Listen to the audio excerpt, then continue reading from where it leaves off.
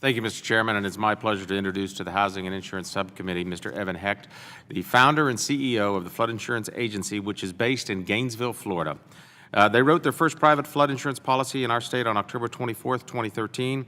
Today they have over 3,285 active private flood market policies in Florida.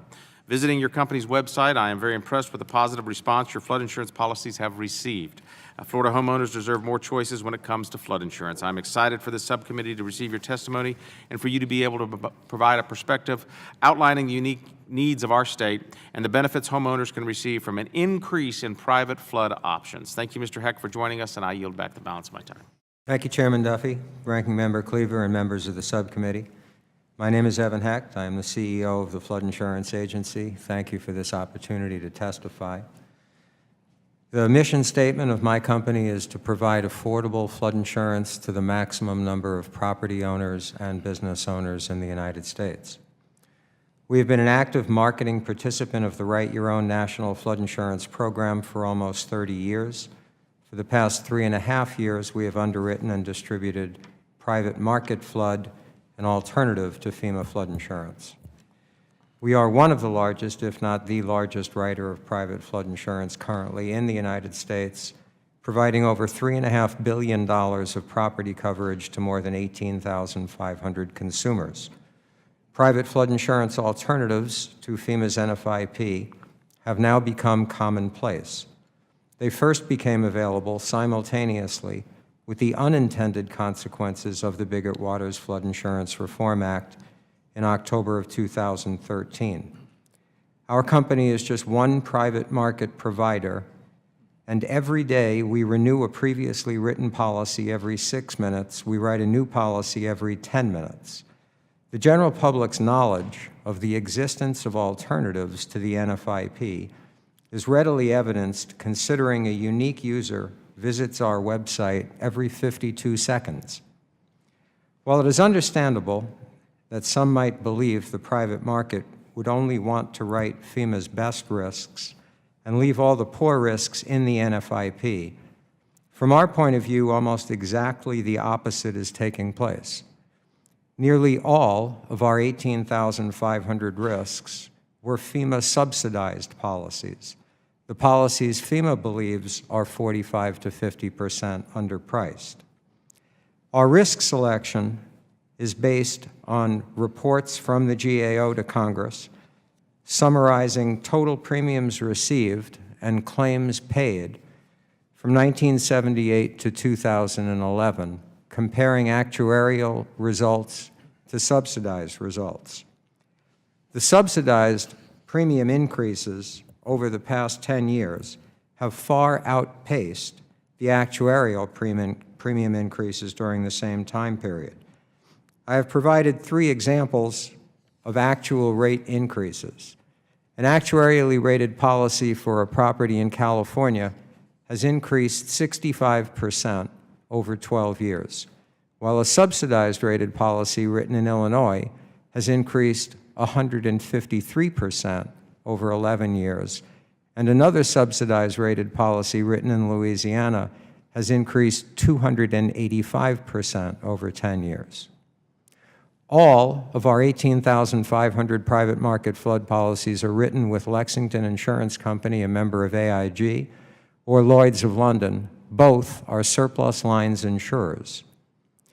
More than 2,000 of our policies are in Pennsylvania. Pennsylvania Insurance Commissioner Teresa Miller, in her recent letter to interagency financial regulators, states, I would note that even with the increased surplus lines activities for residential flood coverage over the past 11 months, the Pennsylvania Insurance Department has not received a single complaint concerning a surplus lines carrier. The recent flooding in and around Baton Rouge, Louisiana is the 4th most costly event in the history of the NFIP and was a good test case for the surplus lines private flood market. 381 of our private policies suffered flood damage totaling over $30 million. Our average time to settle a claim was 66 days. To the best of my knowledge, 0 complaints have been filed with the Louisiana Department of Insurance. I have included in my written testimony 2 of the many testimonials clients take the time to post on our website. One, saving a client enough money to stay in their home, and a second, offering to cook us dinner due to a positive claims experience. I urge Congress to pass the Flood Insurance Market Parity and Modernization Act that passed the full House of Representatives with bipartisan support during the last session. This legislation provides much-needed clarity to support the growth of a robust private marketplace. I thank the members of the subcommittee for allowing me to testify before you today. I wholeheartedly support your mission and offer you my continued efforts should you request them. Thank you, Mr. Hecht, and thank you to the whole panel for your testimony. The chair now recognizes himself for 5 minutes. Mr. Hecht, as you mentioned, Mr. Ross has a piece of legislation passed in the last Congress. He's introduced it in this Congress, making it easier for lenders to accept private flood insurance. Do you think his bill will go a long way to helping us create a private market? I do, Chairman. The bill does two very important things. It clarifies that surplus lines insurers would qualify as acceptable private policies. And then the very last paragraph of that bill talks about recognizing private policies as continuous coverage so that someone leaving the National Flood Insurance Program coming into the private marketplace would have the ability to go back into the National Flood Insurance Program with no penalty. Both of those would help a robust private market. And so beyond Mr. Ross's bill, anything else you think we could do or should include in legislation that would help develop a private market? If not, that's okay. If this is the silver bullet. I think that there are interpretations currently that FEMA is making that are detrimental to a private market. FEMA has taken 3 very specific actions just since we started writing policies that make it much more difficult. One, they removed a cancellation provision. Previously, an NFIP policy could be canceled and replaced with a private market policy. Policies can no longer be canceled for that reason. Second, policies that are prepaid. So a FEMA flood policy, when it renews, the Write Your Own companies or the NFIP Direct issues renewal bills for those policies 65 to 70 days before the policy renews. Most policies are escrowed by lenders. When the lender pays the renewal premium, sometimes 60 days in advance, sometimes 45 days in advance, FEMA has taken the position that once that premium has been paid, even though the policy still has a month and a half left before it goes into force, the policyholder is no longer allowed to cancel that policy. Does the private market work like that? No. No. I want to quick move on to a couple more questions. Roy Wright was testifying last week and commented that compensation for the Write Your Owns could be decreased. Do you agree with that? I absolutely agree with that. What would a competitive compensation be for the Write Your Owns, do you think? We pay every one of our 2,000 agents a 10% commission. We saw a lot of lawsuits filed against sales agents. So I think a separate acknowledgement form would protect everybody. I think it would protect the sales agent selling the National Flood Insurance product. I think it would protect the homeowners, so at least that they're on notice, that they're aware what their policy says and what their true coverage is. And I think it would result in less litigation, which would benefit the National Flood Insurance Program. Thank you. Thank you. I yield back. The gentlelady yields back. The chair now recognizes the vice chair of the committee, the gentleman from Florida, Mr. Ross, for 5 minutes. Thank you, Mr. Chairman. Mr. Hecht, I appreciate your testimony because it seems to me that what your insurance company is doing is that they're actually assessing the risk independent of FEMA. Is that pretty accurate? Accurate. And in that assessment of risk, you look at how they've looked at the subsidized risk as opposed to the actuarial adequacy of the risk. And it appears as though, and according to your testimony, that the bad risks are really being accepted by the private market. Is that also correct? Correct. And in defining your rate, and not asking you to give up anything proprietary, but in defining your rate, you look at factors, or would you look at factors other than just elevations and mapping that FEMA does? Yes, In fact, you probably get a little bit more granular, don't you? yes, Because your capital is at risk, is it not? correct, And you want to make sure that you do what's right not only for the consumer, but also for the capital that you're trying to protect. correct. Which is why we call it insurance, because it's risk management and not relief, which is what I think a lot of people expect when they pay subsidized policies, is relief instead of insurance. And getting back to insurance, what incentives do you offer for mitigation, if any? We do not have a mitigation offer at this point. We do have credits for deductibles. We do have credits for. So you do deductible. You can have different various deductibles. We do. We also give credit for insuring a home fully to value. That's So one you of the- go over the $250,000, We do. and you do your own claims management too, don't you? We do. So you've got over 2,000 agents selling, and you've got your own claims management, and you testified today that you can resolve, in one case, you resolved all those claims within an average of 66 days, which is pretty phenomenal, isn't it? 66 days was satisfactory, yes. Okay, but you're the private market, okay, which is why we need you. And we talked about the Flood Insurance Market Parity Act, and I appreciate your comments on that, and I appreciate the chairman's comments on that.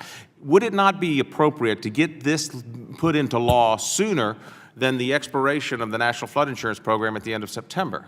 It affects us every day, Congressman. And- It would help us if it were passed immediately. And not only would it help your company, but would also help the consumers, and it would show to this Congress that the private market not only has the capacity, but the appetite to enter this flood insurance market that is affordable and available to all consumers. I'm an advocate of your legislation. Thank you. Let's talk about something else. One of the things that Roy Wright testified to last week was that 50% of those that are receiving policies that are in mandated flood insurance zones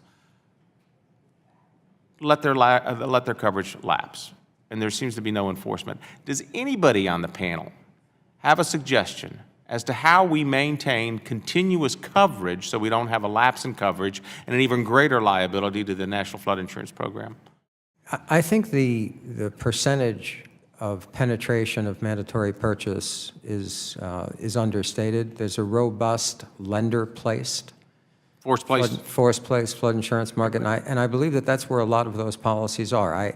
So would the force place be through the private market, or would it be through the NFIP? It could be through the NFIP, through the MPPP program, but 99% of it currently is in the private market. I appreciate that. My time's up. I yield back.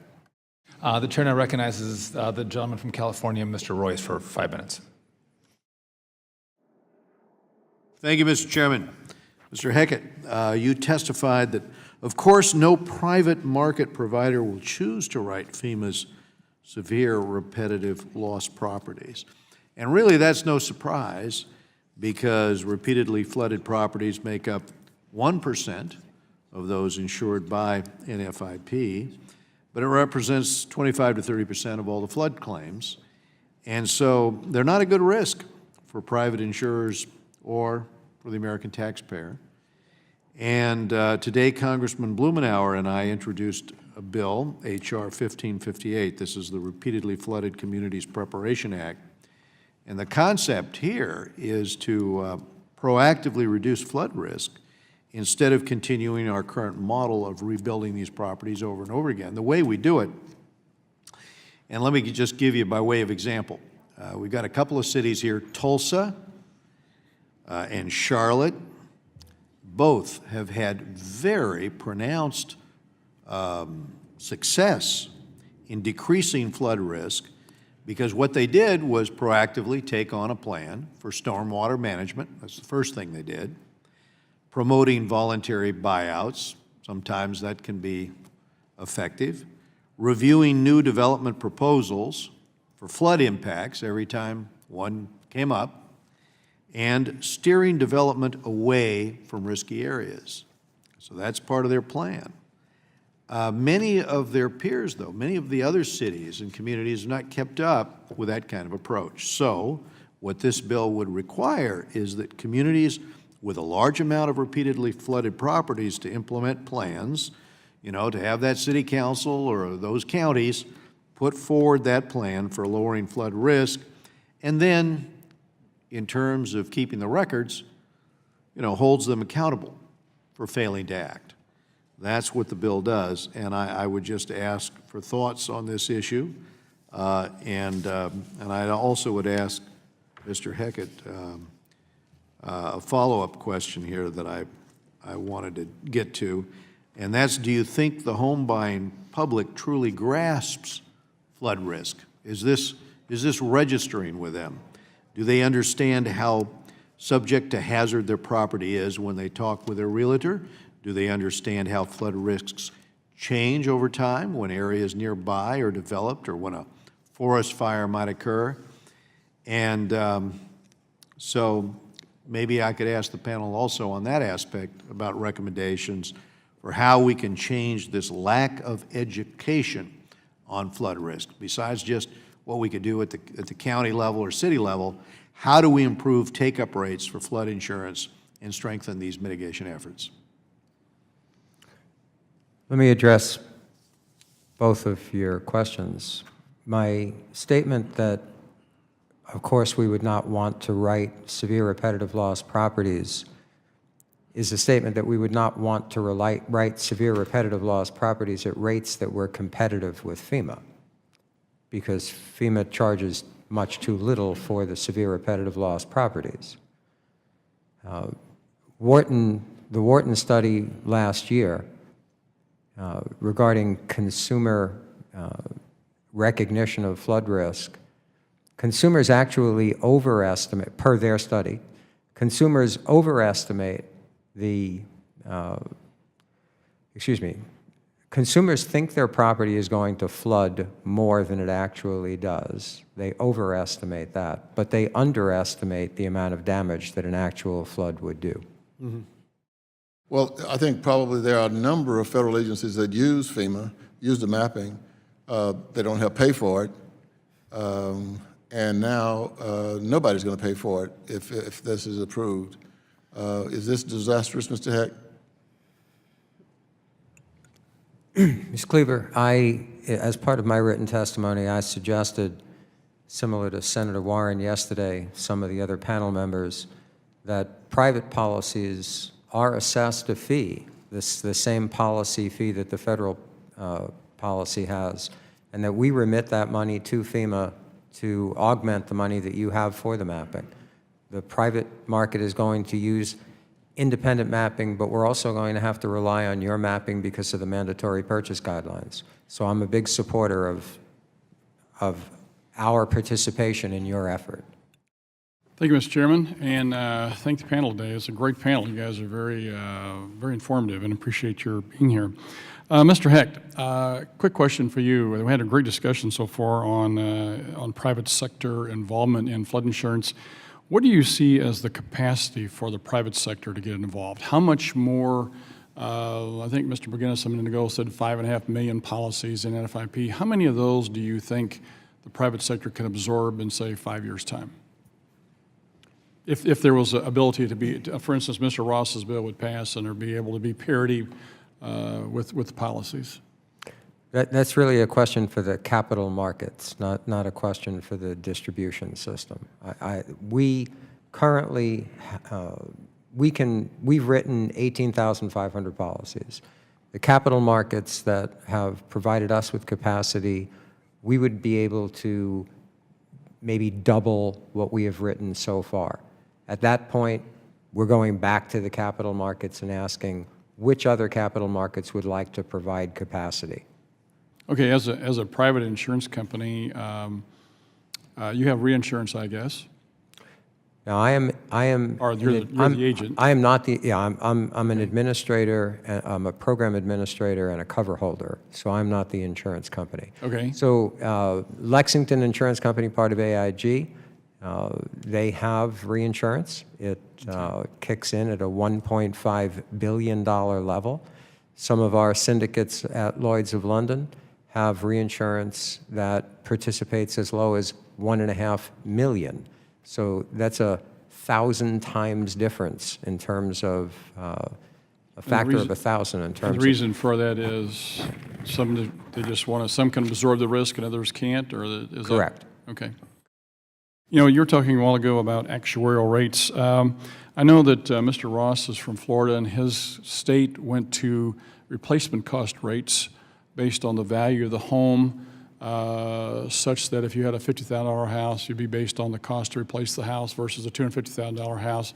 How would that structure work for you in your policies, you think? I'm really not sure that I understood that question. In Okay, terms of, do you settle claims on actual cash value or replacement cost? I'm sorry. Our policy is identical to FEMA's policy. It's word for word.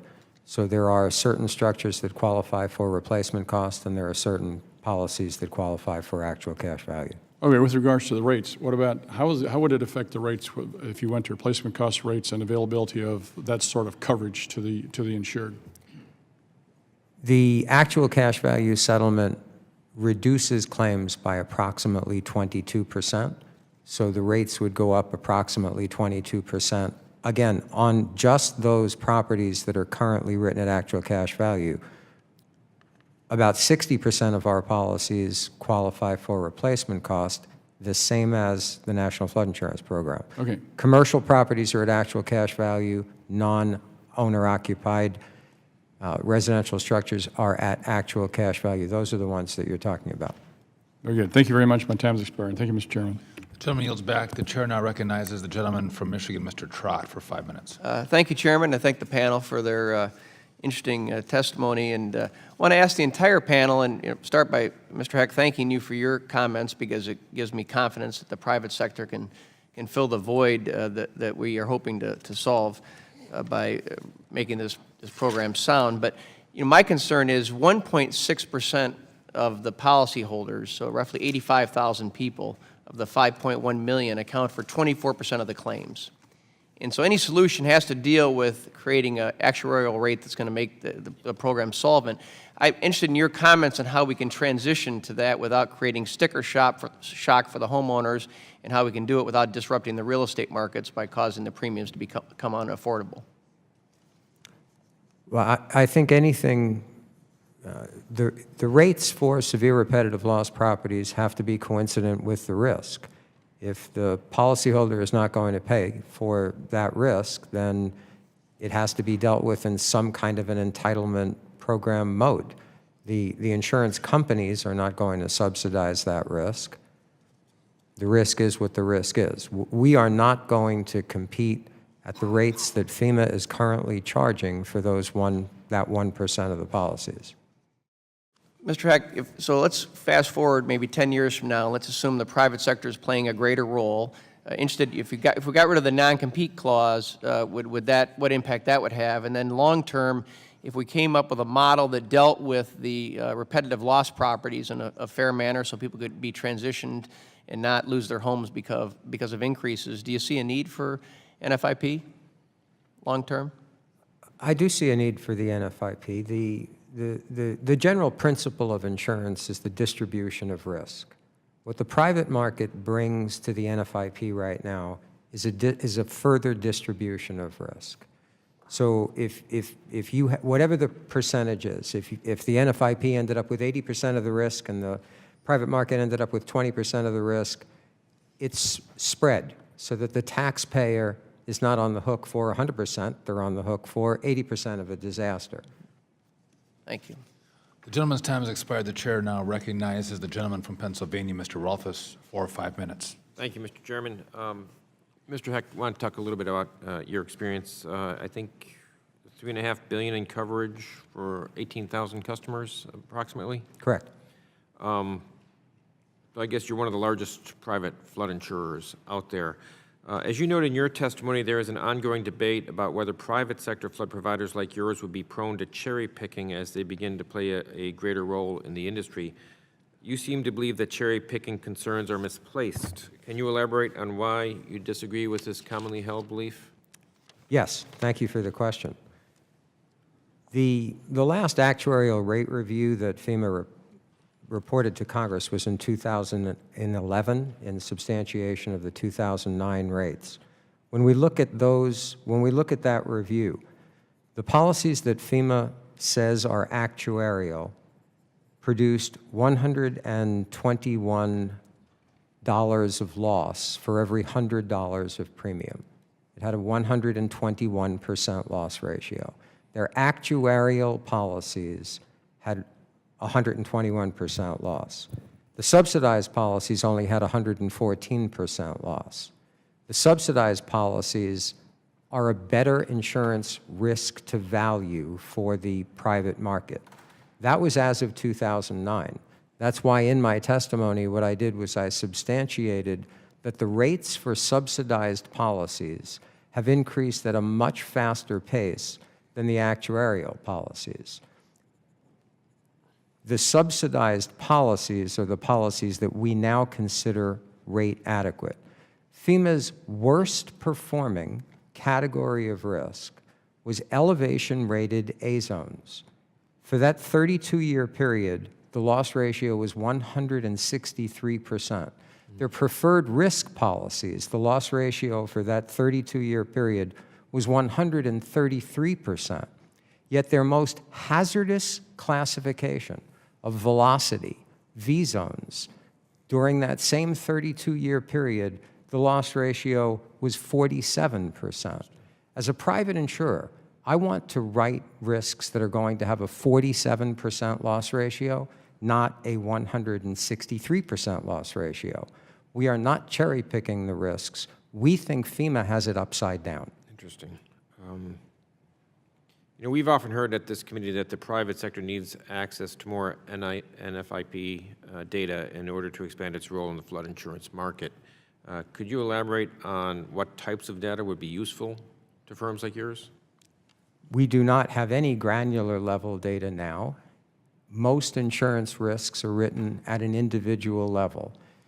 It does no good to know whether your high school class had 32 speeding tickets if you're going to underwrite an automobile policy. What's relevant is, does the driver that you're going to insure have a speeding ticket? FEMA releasing claims data on a community level basis does nothing for us to select risk.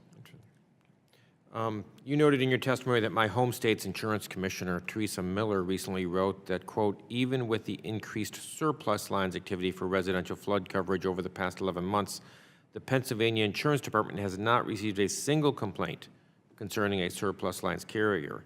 Commissioner Miller's assessment suggests that private sector insurance providers can deliver a high level of service, maybe even better service than the NFIP. Do you believe that consumers are well served by the NFIP in its current form? I think we can do a better job. What are some of the common complaints that you hear from customers about their experiences with the NFIP? On our website, we allow consumers to post testimonials, and 1, 2, or 3 consumers take their time every single day to tell us what we're doing right. And our rates are lower, our service is better, a live individual picks up the phone, a live licensed agent counsels them on what insurance they need. We're there to make changes on their policy almost instantly when they request a change. Our claims were settled in 66 days. We simply do a better job right now. Thank you, Mr. Chairman. Thank you all for being here. Again, this is a very important subject for all of us, but I want to address first question to Mr. Hecht, if I could. As you're aware, companies who write NFIP policies must sign a non-compete clause, which pushes those companies to the sidelines in terms of developing and offering private flood insurance policies. Two-point question, if I could. One, could you discuss how this could derail efforts for private sector innovation and participation in the flood insurance market? And second, would you support legislation that eliminates the non-compete clause now required by FEMA? Let me answer the second one. It's easier. Yes, I would support the legislation. And the cause and effect, capacity is what the private market needs to take on a bigger share of the national flood insurance program. And the write-your-own companies, if they're precluded from participating in the private market, then you've taken that capacity out of the marketplace. There's no reason to take that capacity out of the marketplace. I listened to Mr. Wright's testimony to the Senate yesterday, where he described that his reasoning was that these write-your-own companies had access to proprietary data and that they could choose just the best risks and leave him with the worst risks. Again, the private market is going to write the risks that they want to write. It's not a matter, we don't necessarily agree with FEMA on what the right risks are, but that financial arrangement should be amended. Mr. Hecht, if I can go back to you one last question with my one last minute. In your testimony, you mentioned a FEMA subsidized rate policy written in Illinois in 2006 for $998 that renewed this year for $2,525, an increase of 153% over 10 years. You go on to say that private market providers may choose to write FEMA subsidized risk. Is this policy in Illinois an example of where the private market could step in and provide better terms than the government? I'm eager to see private providers take on a greater role in the market, but I'm also a little surprised you can compete with government-subsidized policies. Correct. Correct. The rate increases that FEMA has taken on subsidized policies has opened the door for the private market. We are the largest writer of private flood insurance currently. We do have competition. There are several other private market providers. All of them, to the best of my knowledge, are concentrating on writing FEMA's subsidized risks. It's not my company that's not cherry-picking that term. The entire private market is doing what we're doing.